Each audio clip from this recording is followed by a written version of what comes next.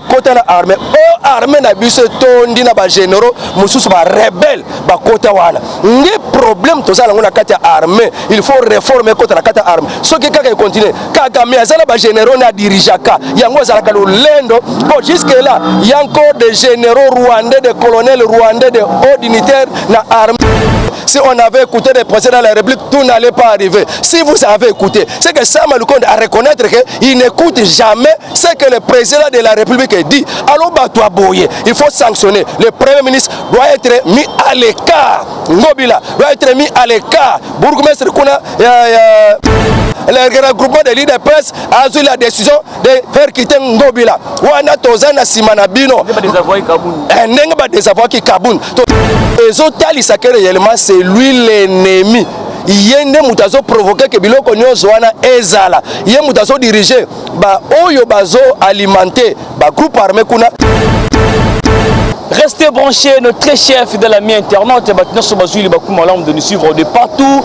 dans le 4 coins du monde sur votre chaîne, la meilleure chaîne du moment, Alvin BAP, la voix céleste télévision. Merci de la confiance au Bossala Kabiso, toujours dans le magazine Yokabaz, Masolo, Nabaïmoka par rapport à l'actualité politique. J'ai le plaisir de recevoir pour la toute première fois moi Namboka, le communicateur Papa José, il parle tellement bien. Ça analyse par rapport à tout ce qui se passe dans les pays. L'élection 2023, Denis Kadima a péci ma raison pour empêcher l'élection 2023 qui est ça la maté, l'élection présidentielle et ça la maté. Aujourd'hui, IDPS au pouvoir, certitude de commis pour organiser les élections 2023. Beaucoup découvert dans cette émission, beaucoup découvert à propos, il y a moi Namboka. Bon, il y a mon président étranger Paul Kagame. Il y a un financement libanda, le financement pas mindele pour être assis à Bitumba na kati ya Congo. Un président rwandais qui demande le financement et pas à blanc pour na kosili sa guerre na kati ya est de la République démocratique du Congo. Restez vraiment branchés pour découvrir quelles sont les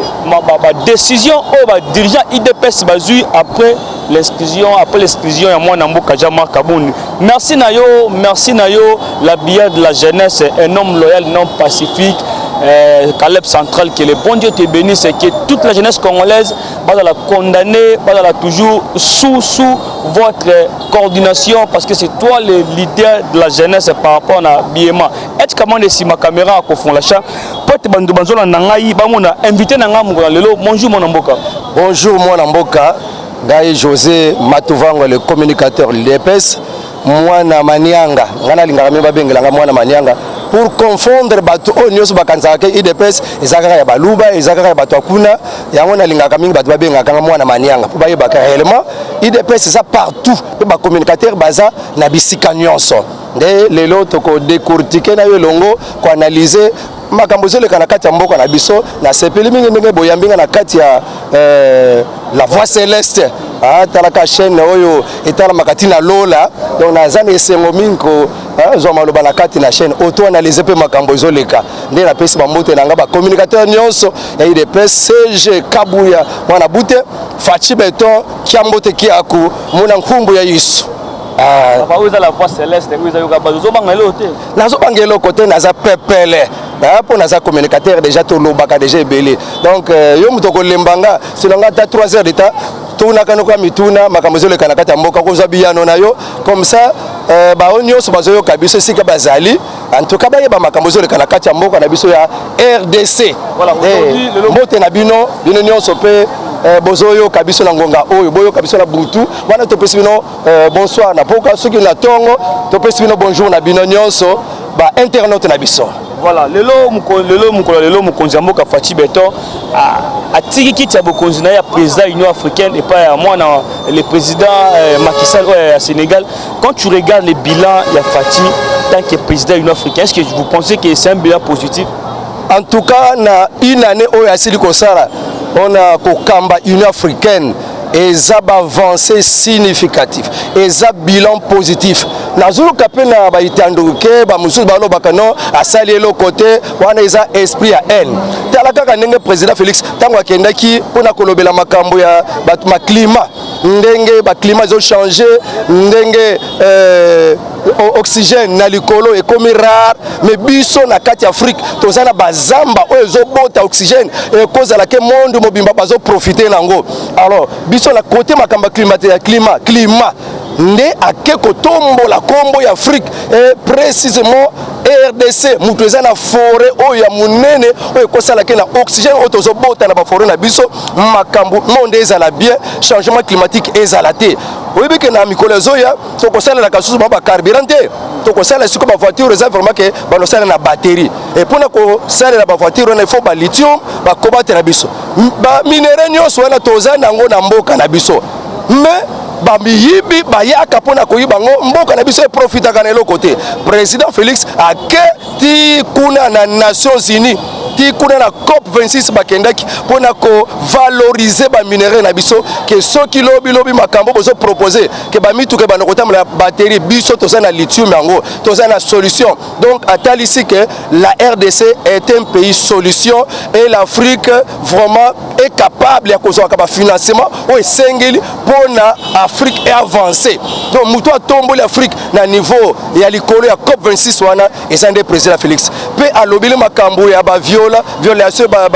basi ndenge baviolaka bango ndenge bamaltraitaka basi asangisa kuto asalisa conférence awa ya Union africaine mpona balobela makambo ya violence faite à la femme. Donc kuna kutu bapesi vraiment lokumu mpona makambo wana donc comité nyonso mobimba oyo bisika bazali lelo baza kuna ndenge azopesa pouvoir epai ya Macky Sall batu nyonso baza kuna balobi président Félix topesi yo longonia en tout cas félicitations topesi yo brevet moko boye mpona nini yo ozo combattre makambo ya violence faite à la femme. Donc basepeli ne makasi asali musala munene atomboli kombo Afrique esika Afrique azalaki compter te esika RDC azalaki compter te RDC bakomi ko compter RDC bakomi pe ko lukaye RDC bakomi ko zoye pe valeur oya koloba ke président Félix asali musala te na inane en tout cas zane na haine ba kozanga mwa kindokite po bato aboye nde bazosala ka ba projet que Félix a réussir te po bakotika la koloba eloko bien te bango pona bango eloko mabe kaka tala makambo président Félix l'image que Fati représente Limana Moka, c'est la même image que ça en Katsamboka na biso. Président Félix d'abord Mboka na biso RDC na Afrique ezaleka donc continent moko ya ko nyoko la bayiba ba déranger ba kosala n'importe au balingi mais depuis président Félix a kota la kata Union africaine nde makambo et comme vraiment na valeur. Président Félix ndenge ye tatani atikela vision ya peuple d'abord alors binga na dédié mandat na ngala Union africaine la peuple d'abord ba président africain nyos ba yebake il faut que salela na nous peuple il faut que kipende na makambo ya peuple pe batu nyos ba président ya ba mboka mususu ba sepela kina ide wana ba président africain o ba mesana na bango kulinga ko vandela ba sepliaki ba bande ko bundana pona ko sala makambo wana. Donc président Félix Tshisekedi na milieu international azana valeur makasi kaka biso na kati ya Congo ndenge Bible zolobaka ke prophète bakondimaka na mboka na ete mais à l'extérieur le président Félix est respecté et reconnu que réellement c'est lui la solution de la RDC. Awa na kati ya Congo il y a seulement des gens qui veulent le pouvoir yo longwanga na remplacer sinon bato baza vraiment que baza sincère bakotato là que le président Félix a fait de grandes choses dans ce pays. Il a rangé beaucoup de choses oyezaki mboka kufa mais ya zoko réanimer yango marde sika tozokoma photokoma na to comité mais sika pe to utaki to zape wana te donc tozokende azimboka yo na quelque part na libule makasi azomatisango. Donc président Félix asali musala munene wa koloba ke président Félix asali te azana keto aza jaloux pe akozanga ndokite. Il a fait de grandes choses, il a révalorisé l'Afrique et la RDC à l'interne comme à l'externe. Voilà mon amour Kaolobi par rapport à vision et à le peuple d'abord. Mboule beti to moni ndenge câble snel bomi batu ebele na kati ya matadi kibala. Mais aujourd'hui, on ne sent pas que le gouvernement va s'impliquer dans soit de sanctionner, soit de trouver un mécanisme qui est l'autorité d'empêcher que Wenzona balongola batu. Mais qu'est-ce qui se passe? Il va profiter de l'MBL, mais il y a un silence radio pour le gouvernement. Qu'est-ce qui se passe? Vraiment, il y a un maman Likambo, moi Mboka, le journaliste Eliezer. Makambo ya pasi pe ya pasi moi na moko na bande kolanda oyo mama na bango atikalaki mwa mbongo ya sucre 200 francs basomba sucre pe lipa ya 200 bakabola bango bana siko mwana wana zolela ke mama atikalaki biso sucre 200 tomela ti na lipa ya 200 tokabola siko ke kufa na yo tokotali ndenge mwana wana zolela ezopesa yo pasi na posa kolela mais ba gouvernant lokola mutu azogouverner mboka na biso Gentini Ngobila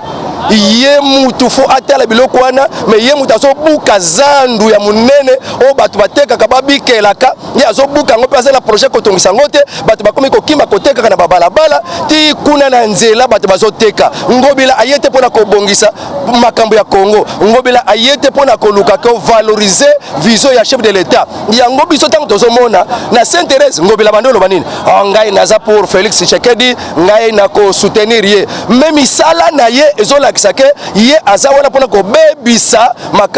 vision ya chef de l'état donc biso na kati ya IDPS tozolo bangobila alongwa d'ailleurs semaine prochaine to ko sala marche parce que soko to tike kaka bongo wana ko banda ko vimba mutu tozo senga même na ba député ya IDPS o bazala kati ya nani parlement na bango provincial non ba Peter Kazadi o bolobela ki makambo mususu sikoyo makambo ya ngoyo Ngobila za wana bozolo bate toza pe na posa to yokaka non le regroupement de l'IDPS a pris la décision de faire quitter Ngobila wana toza na sima na bino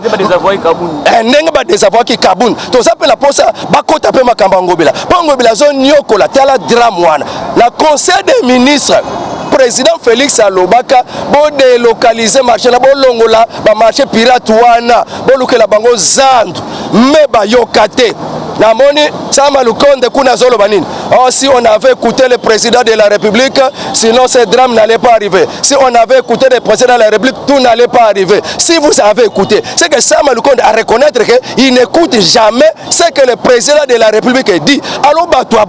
il faut sanctionner. Le Premier ministre doit être mis à l'écart. Ngobila doit être mis à l'écart. Bourgmestre Kuna,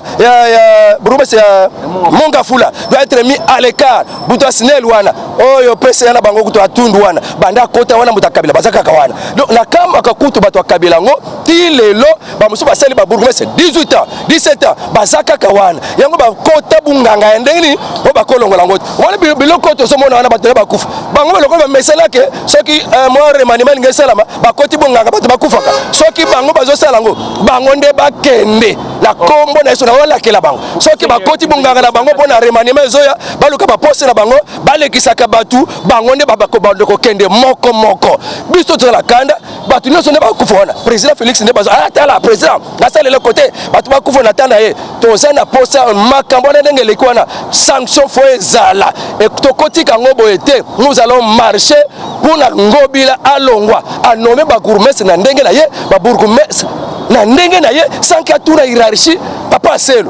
Selo akati na mobe ko lobi non, arrêtez na yona ale longola yango. Pourquoi batu bakosa n'importe quoi? Donc mboka oyo, donc l'état c'est la galette, mutakosa la lamuki na ye, asali kama na ndenge na ye. Na nommé ba chef de village, na nommé ba chef de riz, na nommé ba bourgmestre, na nommé donc na ndenge na ye. Ngobila aza un dérangeur, aza anicroche na kati ya pouvoir ya fachi. Neti ba DG ya Snell wana ba papa mo bazana expérience. Est-ce que tant ba nomaka bango pour une expérience, to ba nomaka bango parce que azala depuis sera au bout de travail sera kabila ne batika bango ba nomaka bango kaka pona ndenge aza mutakala tout ça na ndenge ba alliance lokola to sali FCC cash alors FCC tindi la biso bat atindi mo kazane kutu na noso la ngote mo ko agronome boketi na bakamba courant est-ce que kosim donc biloko wana nde ezobebisa et puis tozoloba depuis 300 toza IDPS papa wana pese ya tundu azaka kawana o tension foi katana et yakoboma batu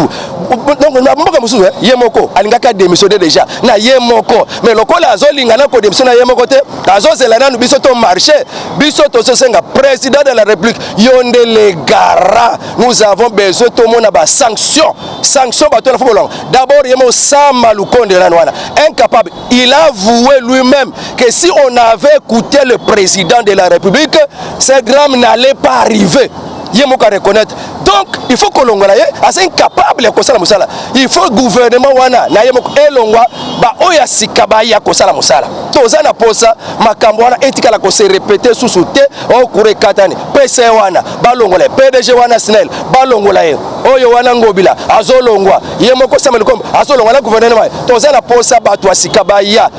2023 kala mingi te ezoya oyo peut-être élection ekoya. Donc tout ça la poste ngana na analyse na ngai la zomo na batouane faut sanctionner zala président de la République en tant que garant de la nation azwa ba décision o sengeli biso ba population to mona que président jure wana toza na simana ye so kaka boye ka batikala ka boye bangolo batikala kaka boye non to ko sepelate et comment ko décourager biso to kutela na ba question na ba plateau sika to zokende to ko bando zongi sa réponse nini ngobila peut-être na kena na plateau moko boya ntingi TV papa moko to discuter na ye ya Lamuka ngala zo expliquer que non c'est le gouvernement qui ne met pas en place qui ne valorise pas la vision du chef de l'État parce que la vision du chef de l'État c'est le peuple d'abord hein? C'est l'état des droits il y a le que bon sikoyo yozo le c'est le gouvernement nana te pas ton gouvernement c'est le président de la République si le président de la regarde ces gens si le président regarde ces gens voler faire n'importe quoi c'est que yemoko président azo sepelango bilo kwana mais la qui pose la pambata mbata mais to ça la kata plateau yo le baké président tazo tolérer wana yemoko akeko déclarer qu'en tout cas suivi exact après s'il faut pas gouvernement peut à sali projet déjà ko remanier gouvernement wana liaza la posa ko remaniango donc tozo lingate bilo ko na essayer répéter tozo ça la marche déjà semaine oyo pona départ ya ngobila akende aza penza ndoki ya Congo tala ba fulu ndenge komi partout na kisi nazo soki nini nazo mboka nyoso takela côté kimbansek ba kolongola matiti na kati ba ka niveau babwa kango bisika ba tambola batu bisika ba kotambola na makadam zoka makadam bazwa ka matiti babwaki mais ya zozo batu azui matiti na makadam na ka niveau babwaki na makadam boya linga ka salite azui fulu esika fulu ezalaki te abwaki fulu zando abuka et comment ba fulu comment muto aboya bakobenge gouverneur et jusqu'à combien de temps jusqu'à quand nani ezala makoka kolongola ye président de la République on n'a plus besoin de cet homme là-bas de presse doit marcher pour ça le départ de Ngobila je le déclare en tant que moi na manianga porte-parole ya banekong ya ba manianga voilà on n'a plus besoin de ces gens là faut dire une élection oui l'élection de Nikadima a pesi ba point oyo ko empêcher l'élection 2023 à lui financement zate insécurité na mboka ouais après le lobby gouvernement et de décaisser monter pour que va organiser des élections. Aujourd'hui, il dépasse au pouvoir certitude de commis pour organiser les élections. Naïbi que bandiraso va koufara ba aussi mukendi ba perdre ba vie na bango pour réclamer les élections. Mais le IDPS ba komi ko lukape manière moko ya créer et certitude membre ya créer makambo pour que l'élection soit la maté. Si aujourd'hui on n'arrive pas à organiser l'élection 2023 tant que mon IDPS au kolobanda mande bazola na yo est-ce que vous allez faire la différence entre les régimes passés na bino to bino pe boko sara o bande ko régime passé basalaki maloba mboka yo. Merci en tant que communicateur de Fachi Beton de l'IDPS. Président Félix Tshisekedi a la possibilité que les Canadiens 2023 pour la conseil de l'élection parce qu'il y a des conseil de l'élection. Nous trois azana makoki ya kopé sa biso calendrier pe ya komema baton élection Denis Kadima. Mais quand il y a Denis Kadima kuto ebi matata ndenge zalaki ba catholique ba lamuka na soki bloc na bango nini ba salaki pe ba kokango te bloc yango panzana ba lingi dépolitisation de seni ko ponana no kaka mutako kamba seni problème ba lekisi taebele bango moko ba retarder makambo siko lelo fayulu akomi ko pesa pe discours nous voulons les élections en 2023 oui l'IDPS a besoin d'organiser les élections yemoko Tshisekedi le père atikala kolobake les vraies élections en RDC sera organisées par l'UDPS. Les élections libres, démocratiques, transparentes, inclusives et qu'on s'est organisé dans l'UDPS. Mais pour l'élection Salama, il faut recensement de la population, identification. Moi, comme je suis la carte d'identité, donc la carte d'électeur, comme la biso batinde mbongo la poto, mais ma carte d'électeur. Il n'y a pas d'identité. Oh, la kisana nous carte ezalakate. seul pays toza la carte d'identité yango biso avant to kende na carte élection to lobby pour avoir de vraies élections mboka toza lango c'était infiltré par des Rwandais, des Burundais, des Tanzaniens pour to yeba kana biso te nani asa étranger nani asa mwana mboka pour identité bato mboka ezala kate yango photo pesa nanu identité pa ya mutu na mutu wako kende ko sala élection faut azala nanu identifier que waza congolais des pères et des mères toyebi ko wana congolais faut kende na vote alors faut to kende na recensement ye papa Kadima lobi ke programme ya recensement ba pesi mais na ndenge ba pesi yango so ba revoir yango te ko pesa biso pe moi ko sopoto to kende na élection de 2023 faut ba revoir programme wana pour élection ko sala matin ceux qui toke na recensement te obi ke mboka même na armée ba généraux ebele ba Rwandais ba Burundais na enseignement ba Rwandais na parlement ba Rwandais ba Burundais na ba institution ba Rwandais ba Burundais na ba justice ba Rwandais ba Burundais mboka nini etambola kabongo alors tout ça la pose recensement ça la identification to pesa mutu na mutu carte na ye gouvernement papa Kadima lobi que gouvernement a décaissé na mbongo te oyo ya ko sala nani élection est-ce que ça faut Kadima Kadima ye ko mbongo oyo gouvernement azui soki ye Fayulu akosilika okino kosilika la gouvernement oyo faut décaisser mbongo pona Kadima asalisa ba élection ye azui na mbongo te papa Kadima bozo forcer cette élection alors wana eza normalité biso na dépêche to boye élection te poti lelo conquérant pe ya fachi azate tala kaka nano o musuto ngala benga kalokola Melchisedek ko to ebile tata te to ebile tam mama te to ebile tam mboka sika utete o Abraham alobaki ke o Melchisedek na mboka linga comme président bato lokala ba Fayulu to ebana mboka utate za lokola Melchisedek ya Bible ni linga comme le président Congo ba mususu bazata tata ya juif mama ya Zambi ni linga comme le président yango bazo linga mboso te bon mboso soka vandi wana ndeye akokomisa mubeko wana de père et de mère yango bazo linga mboso te mais biso tolobi mutako meka ko longola mboso place wana pas tous ces manœuvres au bozo mandigansia ils a eloko boteleme qui dans le régime passé biso to telemele ke Kabila ndenge ya bande ko sala le gouvernement ils bino ozo diriger CENI ils mais pourquoi pas trouver le moyen pour gagner les élections alors que tu fais toutes ces manœuvres oyo ba pesi retard ils a bango moko na buso bana bango ya dépolitisation donc to longo la ba politique nyonso to tika société civile na mboko yo et pourtant ndenge ba sala la bureau na bangwana il faut ba muso ba uta na majorité il faut ba muso ba uta na opposition siko o azuta na majorité asa politique de o azuta na opposition asa politique de o azuta na majorité asa politique de mais siko Fayulu ce qui français non, nous voulons la dépolitisation. Donc, ils ont trompé la vigilance, la dépolitisation. Or que bureau, il faut la composer dans la majorité, dans la opposition. Il faut dépolitisation zone bela. Alors, non, élection, oui, en 2023, mais à condition de dépolitisation. Fayulu, n'a pas saf, bazande ngamoko, bamela ka bombe so mituna bango sala ka biente, bazo troubler mboka. Et sengeli, donc une élection, mais tozo landa vision ya Tshisekedi. Bon, toza ba Tshisekediste, toza na posa nano identification. Mboka iko na élection kaka na boete, kuna na Kivu, kuna na S, kaka kuna ne ba, il y a plus de nombre de gens là-bas. La population est plus nombreuse là-bas. Quand on ça sabino boza moké. Nana na bongo. Il y a trop de fraudeurs là-bas. Yango toza na posa toza na identification. Toyeba ya solo, ba député belé ba makaka kuna, ba député ngope muso ba Rwandais, ba député ba makaka kuna mususu ba Burundais, ba zana biso aw, Kagame alobaki yango. Te mboka oyo, ceux qui sont dérangés là-bas M23, là-bas groupe rebelle, Kagame alobi ke bino na bino, bato bazo sala makambo na bazo alimenter ba rebelle wana, bazana parlement, bazana gouvernement. Talana no papa journaliste. Voilà, mais les gens m'écrivent, me demandent toujours. Ouais. Aujourd'hui, quelle est la relation de notre pays et le peuple de Narwanda contenant Kagame? De voir aujourd'hui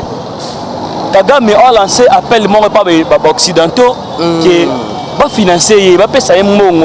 pour être assis à Bitumana Est. De voir un président étranger qui demande le financement pour assis sa guerre dans le pays où il a été. Comment tu analyses ça? Comment tu trouves ça de voir que par rapport à propos Kagame, on s'est amené les mbongo assis à Bitumana Congo? Kagame, papa journaliste, Eliezer, Kagame azamutumoko alinga kotika Congo te po mesa na kolia Congo koma lokola mboka na ye po Kabila lokola koma ki lokola instrument na ye akosalela. Donc Kagame azoke le koluka mbongo na Union européenne ko senga mbongo o ba pese mbongo financement aya kosilisa guerre na Congo yo Kagame oza nani oya kosisa guerre na Congo, hein? Donc makambo Kagame zosala ezotalisa que réellement c'est lui l'ennemi. Yende mutazo provoquer que biloko nyonso wana ezala. Ye mutazo diriger ba oyo bazo alimenter ba groupe armé kuna Kagame ye ayebi bango nyonso azo diriger bango lokola ba pion. Kagame na mboka na ye ba comme grand producteur akoma na ba usine et transforma ka ba diaba ba or biso kutu ba kolo or ba usine on ezati ya transformation mais ya zanango bazo benga lokola premier producteur ba ko ba fournisseur ya makasi on a kati ya monde on bazo fournir cobalt on bazo fournir 60% ya cobalt eza ya RDC mais ekendaka na honneur ya Rwanda ye Rwanda eza la cobalt yango sikoyo président Félix Tshisekedi zui makambo ya main azolinga ko réviser ba contrat ba chinois ba nyonso bazo sala ndenge bozoba président Félix aboyi bango Kagame sikoyo azomona ke non ndenge bazoba Uganda baya ko bunda na sima ya FARDC ye alobi ke ngana yebaki te Kagame alobi ke ya yebaki te ndenge ni ba Uganda bakota sikoyo ye azala kanani azala ka sentinelle ya Congo nana te sentinelle ya Congo alongwa Kagame wana makambo ozolinga wana ekotika na kosala mate mbongo zolo ko wana soki ba pesi yango c'est que na bango ba ko pesa mbongo na ye bango ne bazoluka guerre na Congo bango ne bazoko activer guerre na Congo Kagame azanani bo ba pesa mbongo asili sa guerre na Congo il est qui ba pesa mbongo pa Fachi Beton ye akendeki na tribune des Nations Unies alobi ba judaïsme koti na mboka soki banani bo ba benga ka bango ba jihadiste ba oyo ba sala kama makambo ba bobo makabatu kuna kote ba Mali kote ba Irak kuna ba jihadiste wana akenda koloba soki suko ba occidentaux wana ba yebe ke non ba rebelle ba jadis ba koti kuna oyo bango bazalaka na lutte contre batuana pourquoi ba ko soutenir Fachite pona ko benga na biloko wana soko Kagame azoke na Union européenne azotambola pona ko senga mbongo aya ko silisa guerre na Congo il veut se faire qui le roi du Congo to il veut se faire qui donc biso to boy biloko wana Kagame akeba ameka ko jouer te sinon kala mingi te biso soki to lakelie est-ce que d'abord fanda boy conscience vraiment au mituni ba question de voir un président étranger aux audace ya koloba concernant mboka na biso d'abord mituna quelles sont les relations au Kagame la ba konza mboka na biso parce que c'est pas normal de voir un président étranger alors est-ce que d'abord mituna est-ce que Kagame ba la place mon na ba konza biso Kagame da financer bango ata bi obeka na Kagame ayo ko lingala te mais est-ce que d'abord fanda mituni qu'est-ce qui se passe parce que relation ni Kagame a pas na nous relation de bolobaka na so ba diplomatie quelles sont les relations avec Kagame dans la ba konza mboka tangu Kabila le père azolinga koya kolongola Mobutu asenga ka renfort et pas ya bango ba Rwandais ba pesa ka yemenduki na ba soda ne ba yoka na kuto kenengo zokende boy foko kati la biso ndamba mabele côté wana apesa bango ne Kabila le père tangu aye abi jamais babele ko kende te ba contrat nyonso ba yiba yango be salamate pe batuana babalukela Kabila le père po baya ko bundise na taya ba RCD na tawana to kanga ba sore bele kota changu kuna nde na tawana po ye aboyi ko pesa teni ndenge ba yokana na ba contrat bango mais tawana ba sore ba yaka ba kadogo papa Etienne ayebise lokola orisiri ko koma obengani dictateur Mobutu ba Rwanda wana ba kadogo na yo wana zongisa bango na Rwanda biso tozana armée na biso aboya kozongisa bango avandisa bango kaka aba muso bakoma ba généraux awa ba muso bakoma ba colonel bazonga te moni ba ebele bazaki ona alongo awa état major rwandais azalaki epana biso état major kuna pe akezo chef d'état major mais rwandais donc bazwa privilège à partir ya kokota ya Kabila le père ndenga zwa ka renfort kuna ndenge ba yaka Kabila aboya kozongisa bango ti Kabila le fils lango ye ba rwandais wana nde ba soutenaye depuis tawana ba rwandais ba ya ba rebelle nyonso bazoya insertion donc sikoto la dialogue allez bazuba ta RCD ba kota na armée armée na biso tondi na ba généraux mususu ba rebelle ba kota wana ngi problème tozala ngona kati ya armée il faut réformer kota na kati ya armée soki kaka continue Kagame azala ba généraux na dirigeaka yango azala ka lendo bon jusque là il y a encore des généraux rwandais des colonels rwandais des hauts dignitaires na armée rwandais na kati ya parlement de rwandais na ba député na ba ministre ba rwandais bazana nous c'est pourquoi Kagame ataka na pekabo parce que il dirige encore ces gens là-bas parce que batinda kana bango pe mbongo kuna na Rwanda wala eloko ati azula ka privilège aya ko saka la mboka na biso pour ça aux amoko ya IDPS aujourd'hui de voir ndeba bengani Jean-Marc Kabund quelles sont les décisions au parti bazui après que l'on na mboka Jean-Marc Kabund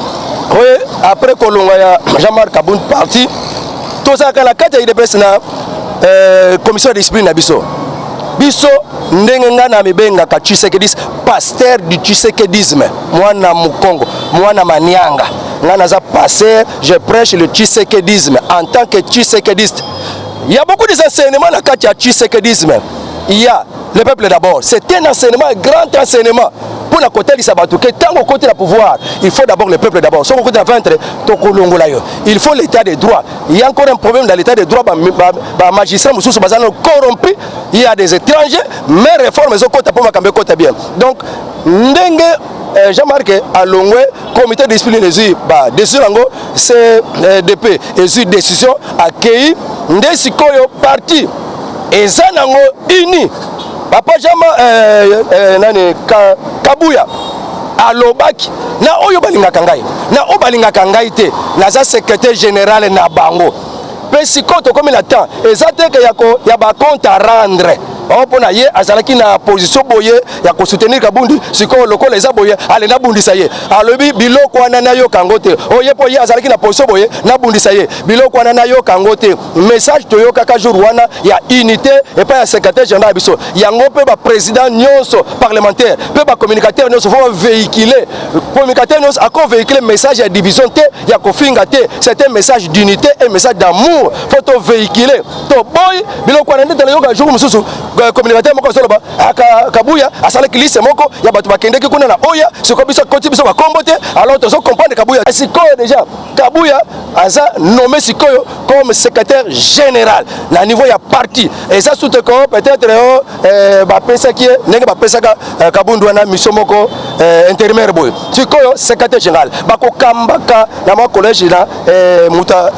Jacques Chabani na papa okwenda mutaza na CDP. Donc bangone siko bazotala makambo wana ya parti ndenge kotambola Jean-Marc Kabound secrétaire général voilà. Suite nango yangwana mais siko ndenge tozaboye il n'y a pas de division et on ne peut pas prêcher la division biso to la kata unité ta ya ko rendre compte ba compte rendre ezalate o azalaki pour ngambo yo lokola parti est une décision boye alignons-nous à la décision du parti pona yoka kemba na ngambo ba diaspora muso ngambo moko zoloba neti papa na lingaka te papa na soki mubenga wana o akomi contre Fati Fati n'a pas réussi donc il n'a pas l'espoir il y a qu'on continue au Bongisa Congo maintenant on peut prétendre Kabound na le même papa aza penza ba yelete oyebi makamboni ba viva kala kata RCT ba viva kala kata IDPS aote ba yoka kala IDPS musika ba bité makamboni Kabound ba longoli le kuna boyebi kutute pe bazo yebi sa bango bazo kame bazo ndi makaka te bazo le bano président Félix c'est que Kabound avait fait Félix ne peut pas faire ça voilà papa wana mutazo le bande wana apesa nga kanda moko nzoka ye moko Kabunda zoloba na kati ya tweet na ye moi il faut que je puisse démissionner pour votre bien au moins Jonas na kati maye ba tu balinga ba kufa Jonas c'est bisa bobo bika bobo mangai bobo kanga mai pobino bobika bobo kanga mai yeso ayebisa bangwe ngai fona kende po mulimo santo ko kende te papa le fona kende pobino mulimo santo ya tango ke mulimo santo ye Jonas tamba boake pe côté na kati boake c'est comme mutazo loba na yeke il faut que je puisse démissionner pour votre bien mais tout kemba la moko na Bible que pour notre bien il faut yakende donc yango tozo CP là décision comme on est parti na biso aussi pour ngala ça la décision te là c'est la partie à loba mutuni o ça le pesa ka o ya ye avis mais tant que parti je me suis aligné à la décision du parti jusqu'aujourd'hui Kabuya moi na bouté c'est le secrétaire général na kolinga te mutu asaka na Kabuya mutu asaka na ameka ko dérouter batu na Kabuya parce que c'est notre secrétaire général nous devons le honorer et le respecter même la carte tant to ranga kakuna. Voilà, merci mon amour, quand nous sommes vraiment arrivés à la fin de notre émission. Si les gens peuvent retenir quelque chose en un passage na yo na chaîne na biso lelo ba retenir ni par rapport à état ya mboka na biso. En tout cas par rapport à état mboka na biso tozo nyokwama c'est vrai que ba social nanu bomoni penza e yate papa wana azosala na vision ya chef de l'état te alaka ke biso ba Thomson mais bino ba diaspora bisika nyoso bokoyoka et ça faute ya président il avait dépensé il avait donné tout l'argent qu'il faut ba la biso Thomson ya la kibiso ke e kozala même na 6 mois même si combien de mois Thomson kozala et ça le kaka 2 jours et si nango pe asoki na kokabola mbongo pa ya batu na ba dollar azosaka la mbongo bataboye faut ba kanga ka bango mutu wana ya économie nazo lancer message et sikani nyoso bozala beaucoup président Félix faute mais batu azopesa mbongo chile jelo bazolia na kati ya cabinet bazolia président ya Malawi alongoli cabinet mobimba na gouvernement yo sekei pona ni soupçon ko yiba yango tozo senga président Félix kolala te biloko depuis outi na Grand Kasai basokolio misu basokolio ba bakanga ke lokola statut okakuta bandako na bango bakanga président po bango nde badonda président azala na se bango nde bakumisa yango nazo lancer biloko muso bazo mona ezaki spirituel mais maintenant le président Félix a toute chose en main azo combo la cabinet azo combo la gouvernement makambo etambola kete ebanda kotambola ne perdez pas espoir président Félix c'est l'espoir du Congo beto kuna manianga tu tikuluza isavo président Félix yani nzambe ka fididi c'est l'élu du peuple donc numéro de téléphone nanga na bisikani sobozali pona ko soutenir biso ne to kenda kana ba chaîne ngai mwana manianga numéro nanga plus 243 951 67 35 plus 243 951 67 35 sikani sobozali qui a mbote qui est non. Merci mwana manianga, merci na Arnaud Draman de Sima Caméra, merci na Jérémy Mayoulou, le chouchou de tous les dealers, merci na yo l'ingénieur de la perfection, Figo Zlatan, sans oublier King Gebanga. On se retrouve au prochain numéro, toujours si même plaisir, même ambiance, c'est la base de l'obé. Bye bye. Sikoyo déjà, Kabouya a nommé Sikoyo comme secrétaire général. Na niveau il y a parti. Et ça sous peut-être Bapesa qui est n'est pas Bapesa Kabundouana Misomoko intérimaire boy. Sikoyo secrétaire général. Bako Kambaka na ma collège là Muta Jacques Chabani na papa Okwenda Mutaza na CDP. Donc bangone siko bazotala makambwana ya parti ndenge kotambola Jean-Marc Kabound secrétaire général voilà. Suite nango yangwana mais siko ndenge tozaboye il n'y a pas de division et on ne peut pas prêcher la division biso tozala kata unité ta ya ko rendre compte ba compte rendre ezalate o azala ki pour ngambo yo lokola parti ezui décision boye alignons-nous à la décision du parti pona yoka keme ba na ngambo ba diaspora muso ngambo moko zoloba ete papa na lingaka te papa na soki mubenga wana o ya komi contre Fati Fati n'a pas réussi donc il n'a pas l'espoir il y a qu'on continue ko bongisa Congo maintenant on peut prétendre Kabound na le même papa aza penza ba yelete oyebi makamboni ba viva kala kata RCT ba viva kala kata IDPS aote ba yoka kala IDPS musika ba bute makamboni Kabound ba longoli le kuna bo yebi ko tute pe bazo yebi sa bango bazo kame bazo ndi makaka te bazo le bano président Félix c'est que Kabound avait fait Félix ne peut pas faire ça wana papa wana mutazo bande wana apesa nga kanda moko nzoka ye moko Kabunda zoloba na kati ya tweet na ye moi il faut que je puisse démissionner pour votre bien omoni Jonas na kati ya maye batu balingi bakufa Jonas asebisa bobo bika bobo mangai bobo kanga mai po bino bobika bobo kanga mai Yesu ayebisa bangwe ngai fona kende po mulimo santo ko kende te papa le fona kende po bino mulimo santo ya tango ke mulimo santo ye Jonas tamba boake pe côté na kati ya boake c'est comme mutazolo bana yeke il faut que je puisse démissionner pour votre bien mais tout kemba la moko na Bible que pour notre bien il faut y kende donc yango tozo CP là décision comme elle est parti na biso aussi bon ngala saka na ba décision te là c'est la partie à loba mutuni ça le pesaka oyaye avis mais tant que parti je me suis aligné à la décision du parti jusqu'aujourd'hui Kabouya moi na bouté c'est le secrétaire général na kolinga te mutu asaka na Kabouya mutu asaka na ameka ko dérouter batu na Kabouya parce que c'est notre secrétaire général nous devons le honorer et le respecter même la carte tant toranga kakuna. Voilà, merci mon amour, nous sommes vraiment arrivés à la fin de notre émission. Si les gens peuvent retenir quelque chose en un passage na yo na chaîne na biso lelo ba retenir par rapport à état ya mboka na biso. En tout cas par rapport à état mboka na biso tozo nyokwama c'est vrai que mba social nanu bomoni penza eyate papa wana azosala na vision chef de l'état te alaka biso ba Thomson mais bino ba diaspora bisikano so bokoyoka et ça faute ya président il avait dépensé il avait donné tout l'argent qu'il faut ba la biso Thomson ya la kibiso ke e kozala même la 6 mois même si combien de mois Thomson e kozala et ça le kaka 2 jours et si nango pe asoki ko kabola mbongo pa ya batu na ba dollar azosaka la mbongo bataboye faut ba kanga ka bango mutu wana ya économie nazo lancer message et sikano so bozala beaucoup so président Félix faute mais batu azo pesa mbongo chile jelo bazolia na kati ya cabinet bazolia président